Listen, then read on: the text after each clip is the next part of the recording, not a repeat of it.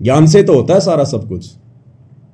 तो हमने इन सब बातों को भी विशेष तौर पर ध्यान रखना है, और इसीलिए गुरुदेव भगवान ने साध संगतियां शुरू करवाई है, ताकि हम अपनी भक्ति को और मर्यादाओं को सुरक्षित रख सकें। आज इस साध संगति का ही तो ये नतीजा है कि गुरुदेव भगवान की गैर हाजिरी में, गुरुदेव के हिसार जेल जाने के बाद तो आप और हम इतने दृढ़ नहीं थे। धीरे धीरे परमात्मा ने साध संगतियां शुरू करवाई, उसके बाद ही तो आज आप और हम इतने दृढ़ हो पाए हैं। अन्यथा साध संगति के अभाव में कुसंगति के शिकार सतलोक आश्रम मैनेजमेंट हरियाणा वालों को देख लो, किस कदर काल ने उनको उलझा रखा है। मर्यादाओं की तरफ तो उनका ध्यान ही नहीं है कि मर्यादा भी कुछ होती है। भक्ति जरूर ले ली गुरुदेव से, लेकिन भक्ति का जो तरीका है शास्त्र अनुकूल, वो उनको पता ही नहीं है। कैसे भक्ति करनी है, कैसे हमने क्या करना है, क्या क्या मर्यादाएं रखनी है, क्या क्या सावधानियां रखनी है, कहां जाना है, कहां उठना है, कुछ नहीं पता उन्हें। आदेशों के गुलाम बना के रखा हुआ है। तो ये साध संगति का ही तो नतीजा है, जो हम इस कदर आज इस भक्ति मार्ग पर गुरुदेव के आशीर्वाद से सफल होने की दिशा में निरंतर आगे बढ़ते जा रहे हैं। तो परमेश्वर कहते हैं, कल पे कारण कौन है, तू कर सेवा निष्काम, कि तू निष्काम भाव से भक्ति कर, निष्काम भाव से सेवा कर। ये तीनों समय की आरती, सत्संग सुनना, सुमरण करना, पांचों यज्ञ करना, परमात्मा की ज्ञान चर्चा करना, ये आता है पूजा में, भक्ति में, सेवा में। तो कहते तू निष्काम भाव से कर, कोई इच्छा मत रख, कोई डिमांड मत कर। तुम्हारा गुरु, तुम्हारा परमात्मा सर्वज्ञ है, जानी जान है, अंतर्यामी है। उन्हें बोलकर बताने की जरूरत नहीं है, रोककर दिखाने की जरूरत नहीं है। वो सब कुछ जानता है, तेरे असंख्य जन्मों की जानता है, भूत भविष्य वर्तमान सब जानता है। और वो जो भी कुछ देगा तेरी भक्ति के आधार से देगा, क्योंकि तेरे को वर्तमान में उसने एक विशेष कार्य दे दिया, विशेष सेवा दे दी, भक्ति। और जैसी तू भक्ति करेगा वैसा ही बराबर तुझे फल देता चला जाएगा। तो तेरे को किसी से मांगने की जरूरत नहीं है। जिस प्रकार यात्री ने जयपुर से दिल्ली जाना है, जितने कदम वो चलेगा उतनी दूरी ऑटोमेटिक कम होती जाएगी, ऑटोमेटिक। वो नापने की जरूरत नहीं है। जितने कदम हम उस तरफ रखेंगे उतनी दूरी कम होती चली जाएगी। तो जितना हम भक्ति मार्ग पर ज्ञान को आधार बनाकर मर्यादाओं के साथ में आगे बढ़ते जाएंगे, परमात्मा हमारे उतने ही नजदीक आते चले जाएंगे। ना रोने धोने की जरूरत है, ना कोई प्रार्थना लगाने की जरूरत है, ना कोई मन में इच्छा या कोई कामना रखने की जरूरत है। इसलिए गुरुदेव कहते हैं, कल पे कारण कौन है, इन्हें छोड़ दे सब इधर उधर की बातें, और कर सेवा निष्काम। इस भक्ति को निष्काम भाव से कर, और मन इच्छा फल देऊंगा जब पड़ेगा मेरे से काम। जब हमारे ऊपर कोई आपत्ति आनी होगी, हमारे भाग्य की, हमारे प्रारब्ध की, क्योंकि वर्तमान में तो हम ऐसा कोई कार्य करेंगे नहीं, वर्तमान में तो ऐसी कोई गलती हम करेंगे नहीं जिससे हमारे ऊपर आपत्ति आनी हो। तो आपत्ति अगर आएगी, आनी होगी, तो हमारे पिछले बिगड़े हुए उन जो है कर्मों के कारण। उसके लिए परमात्मा ने हमें भक्ति दे दी, मर्यादा बता दी। अगर तू मेरे द्वारा बताई गई भक्ति को मर्यादाओं में रह के करेगा, तो फिर जब तेरे ऊपर कोई समस्या भी आनी होगी, फिर मैं अपने आप देख लूंगा। तेरे को चिंता करने की जरूरत नहीं है। चिंता तो हरि नाम की और न चिंता दास, और जो कोई चिंता नाम बिना सोए काल की फांस। केवल एकमात्र हमने गुरुदेव की भक्ति की चिंता करनी है कि मेरी मर्यादा खंडित ना हो जाए, मेरी भक्ति में कोई कमी ना रह जाए, कोई चूक चाकरी मेरे से ना रह जाए। तो ये हमें गुरुदेव भगवान समझाना चाह रहे हैं कि बच्चों, अब तुम समझदार हो गए हो, और अब छोटी मोटी बातों के लिए बिल्कुल भी डिमांड ना किया करो, अन्यथा तुम यहां डिमांड करते रहोगे। इतनी भक्ति तुम करते नहीं, उतनी तुम जो है मतलब फरियाद लगा दोगे। अरे रोजाना आदमी 100 रुपए कमाता नहीं और 150 रुपए का वो खर्चा कर दे रोजाना, तो उल्टा वो तो कर्जमान बन जाएगा। तो एक तो हम इतनी भक्ति नहीं करते, ऊपर से दिन में 20 कोई डिमांड कर देते हैं। तो परमात्मा कहते हैं, फिर तुम्हारे पास भक्ति धन जुड़ेगा कैसे, भक्ति का जो प्रेशर है वो बनेगा कैसे। इसलिए अपने गुरु को अंतर्यामी समझकर, सर्वज्ञ जानी जान समझकर, कि उन्हें मेरे ऊपर आने वाली समस्याओं का पहले से ही पता है, जिस प्रकार एक छोटा सा बच्चा 2 साल का 3 साल का वो पूर्णतया अपने माता पिता के ऊपर आश्रित होता है। अपने माँ और बाप के अलावा वो किसी को नहीं जानता, किसी को नहीं पहचानता। छोटा सा बच्चा दूसरी औरत उसको ले ले तो रोने लग जाता है और उसकी माँ की आवाज़ सुनते उसकी गोद में तुरंत दूध पीने लग जाएगा, शांत हो जाएगा, क्योंकि वो केवल अपने माँ बाप को ही पहचानता है, वो संसार को नहीं देख रहा। तो जब हम उस बच्चे की तरह आश्रित हो जाएंगे और जब कोई सर्दी आती है तो उसके माता पिता फिर उसके लिए पहले से ही सारी व्यवस्था कर देते हैं। माता पिता को पता होता है कि आगे सर्दी आने वाली है या गर्मी आने वाली है, बच्चे को हल्के कपड़े चाहिए, भारी कपड़े चाहिए, जूते चाहिए, टोपा चाहिए, जैकेट चाहिए, क्या चाहिए। वो बच्चा नहीं बोलता और ना बच्चे को पता, लेकिन माता पिता को पता है, क्योंकि बच्चा माता पिता पे आश्रित है। तो इसी प्रकार हमें नहीं पता हमारे कर्म की कौन सी मार कौन से रास्ते से आ जाएगी और कब आ जाएगी, लेकिन हमारे बाप को पता है, हमारी माँ को पता है, सतगुरु रामपाल जी भगवान को पता है। तमेव माता च पिता तमेव, तमेव बंधु च सखा तमेव, तमेव विद्या च द्रविणम तमेव, तमेव सर्व मम देव देव। लेकिन ये हमारी मदद कब करेंगे? जब हम उस बच्चे की तरह संसार को ना देखकर, संसार को ना पहचान कर केवल अपने गुरुदेव भगवान को ही सब कुछ जानेंगे, सब कुछ मानेंगे, जब हम उन पर आश्रित हो जाएंगे और अपना तन मन धन अपना शीश हम अपने गुरुदेव भगवान के ऊपर समर्पित कर देंगे कि गुरुदेव अब आपके अलावा मेरा इस नश्वर संसार में कोई नहीं है मालिक, आप ही मेरे आगे, आप ही मेरे पीछे, दाएं बाएं ऊपर नीचे 10 दिशाओं में केवल आप ही हो परमात्मा।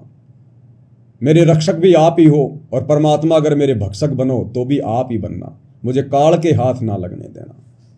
और एक शब्द के माध्यम से फिर हमें पूज्य गुरुदेव भगवान ने कि कितना समर्पित होना चाहिए हमने गुरु की पहचान होने के बाद उनके ऊपर, और फिर गुरु क्या करेगा, किस कदर फिर हमारी खैर और खबर रखेगा। सतगुरु महिमा शब्द संग्रह, शब्द नंबर है 29, पेज नंबर 79। तन मन शीस ईस अपने पे, तन मन शीस ईस अपने पे, पैलम चोट चढ़ावे जब कोई राम भगत गति पावे हो जी, तब कोई राम भगत गति पावे हो जी। तन मन शीस ईस अपने पे, तन मन शीस ईस अपने पे, पैलम चोट चढ़ावे जब कोई राम भगत गति पावे हो जी, तब कोई राम भगत गति पावे हो जी। तन मन शीस, अब इसमें सब कुछ आ गया, एक प्रकार से जीवित मरना हो गया, जिसने अपना तन, अपना मन और अपना शीस यानी अपनी इच्छाएं, अपना दुख दर्द, अपनी सारी सोच, अपनी चिंता, सब कुछ अपने गुरुदेव को अर्पित कर दी, समर्पित कर दी कि मरना आपके चरणों में, जीना आपके चरणों में। ईस अपने पे, अपने गुरु को ही अपना इष्ट मानकर, अपना ईश मानकर, अपना भगवान मानकर, इष्ट मानी भगवान, इष्ट मानी जो पूज्य देव होता है, वो मानकर जब हम समर्पित हो जाएंगे फिर गुरुदेव हमें अपनी गोद में बैठा लेंगे। पैलम चोट चढ़ावे, बिल्कुल समर्पित कर दे। जब कोई राम भगत गति पावे, तब कोई राम भगत, कौन राम भगत? सतगुरु रामपाल जी का भगत। असली राम तो ये है, राम राम शब जगत बखाने, आदि राम कोई बिरला जाने। अब रामचंद्र जी जो कि त्रेता युग में आए थे, विष्णु जी के अवतार, राजा दशरथ के बेटे, उनका तो केवल शरीर का नाम था रामचंद्र, राम। असल में वो राम नहीं थे, उनमें गुण राम के नहीं थे, वो तो केवल उनकी पहचान थी, उनका नाम था राम। जैसे किसी का श्याम, किसी का राम, उनके पिता का दशरथ, ऐसे ही उनके शरीर की पहचान थी, उनमें गुण राम का एक भी नहीं था, एक भी। वो समस्त गुण उस कबीर देव जो असली राम है आज धरती पर सतगुरु रामपाल जी के रूप में प्रकट हैं। ये है वो राम। जब कोई राम भगत गति पावे हो जी, तब मोक्ष होगा आत्मा का। भाई सतगुरु तिलक अजपा माला युगत जटा रखवावे। सतगुरु तिलक अजपा माला युगत जटा रखवावे। जत को पीन सत्य का चोला भीतर भेख बनावे। जब कोई राम भगत गति पावे हो जी, जब कोई राम भगत गति पावे हो जी। क्या कह रहे हैं? एक सच्चे भगत ने, सत सेवक ने, सत सेवक का मतलब होता है सच्चा भगत। सत्य यानी सच्चा, दृढ़, मर्यादाओं का पक्का, और सेवक यानी सतगुरु का भगत। तो कहते हैं जो सत्सेवक होगा, जो सच्चा भगत होगा, सतगुरु तिलक, वो अपने गुरुदेव भगवान को सर्वोपरि रख के चलेगा। सतगुरु तिलक, जैसे तिलक यहां लगाते हैं माथे पर सबसे ऊपर सम्मान के लिए, तो गुरुदेव कहते हैं जो सच्चा भगत होगा वो अपने गुरु जी को अति पूजनीय मानकर भक्ति करेगा, सर्वोपरि स्थान पर रखेगा कि गुरु समान नहीं दाता रे जग में, गुरु समान नहीं दाता, कि मेरे गुरु के अलावा और कोई नहीं संसार में। मेरे लिए प्रथम और अंतिम केवल मेरे गुरुदेव भगवान हैं। सतगुरु आदि अनादि है, सतगुरु मध्य है मूल, और सतगुरु को सिजदा करूं एक पलक नहीं भूल। तो कहते हैं अपने तिलक की जगह अपने पूज्य गुरुदेव भगवान को रखना चाहिए, अपने शीश पर, अपने माथे पर सतगुरु तिलक और अजप्पा माला। और यदि सतनाम मिल गया है तो कहते हैं उसमें लो लगा देनी चाहिए, दिन रात उसका सुमरण। भाई और बहनों, सतनाम केवल उस दो मंत्र के नाम को ही नहीं कहते, सतनाम कहते हैं सच्चे नाम को। जो प्रथम नाम है वो भी सतनाम है, क्योंकि वो इन देवी देवताओं का वो सतनाम है, उनके भक्ति बीज हैं, उनके बीज मंत्र हैं, मूल मंत्र हैं। तो प्रथम मंत्र जो कि 7 मंत्र का होता है वो भी सतनाम है, सच्चा नाम है। 2 अक्षर का जो है वो भी सतनाम है, सच्चा नाम है। सार नाम है वो भी सतनाम है, सच्चा नाम है। उसके बाद कहते हैं जो शब्द, जो मंत्र गुरुदेव भगवान से प्राप्त हो जाए फिर उसके ऊपर लो लगा देनी है। और युगत जटा रखवावे। युगत जटा कहते हैं इस जटा की जरूरत नहीं है, लंबे लंबे बाल बधाने की जरूरत नहीं है। युगत जटा, युगत यानी विधि, कहते ना योग युगत की विधि बतावे। मन इंद्री पे पैरा हो, जगन्नाथ एक मंदिर बनवा दे। योग युगत, तो कहते हैं युगत जटा रखवावे, यानी जो भक्ति हमें गुरुदेव भगवान ने दी है उस विधि से भक्ति करे, उन मर्यादाओं में रहकर भक्ति करे। ये बाल बूढ़ बढ़ाकर भगत बनने का दिखावा नहीं करना। युगत जटा रखवावे। और जत को पीन सत का चोला भीतर भेख बनावे। जत को पीन, भगत ने जति होना चाहिए, जति, लक्ष्मण की तरह। अगर शादीशुदा है तो अपनी स्त्री के अलावा किसी दूसरी स्त्री में पत्नी वाला भाव भी नहीं आना चाहिए।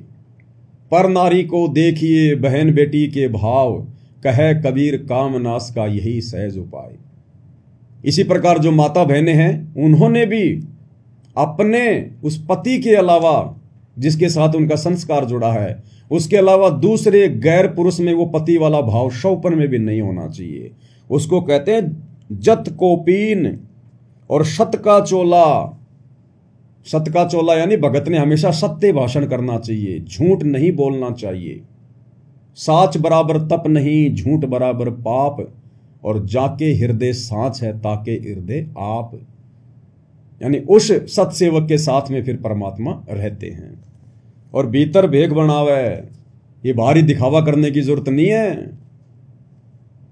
लाल पीले कपड़े पहन लिए, लंबे लंबे बाल बढ़ा लिए, लंबी लंबी दाढ़ी बढ़ा ली, कहते हैं ये आपकी पहचान नहीं होनी चाहिए। आपकी पहचान होनी चाहिए शास्त्र अनुकूल साधना से, मर्यादाओं में रहकर गुरुदेव ने जो भक्ति बता दी उस विधि से भक्ति करना।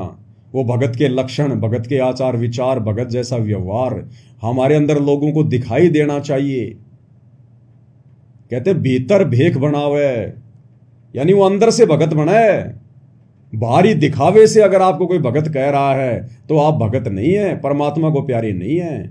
आपके आंतरिक विचारों से, आपके बोलचाल से, उठने बैठने के तरीके से, आपकी नजर दृष्टि से लोगों को लगना चाहिए कि बहुत अच्छा आदमी है, बड़ा नेक आदमी है, नेक नीति वाला आदमी है। तो कहते हैं भीतर भेख बनावे, परमात्मा हमारे को अंदर से देखेगा कि हम कितने भगत हैं और कितने भगत नहीं हैं।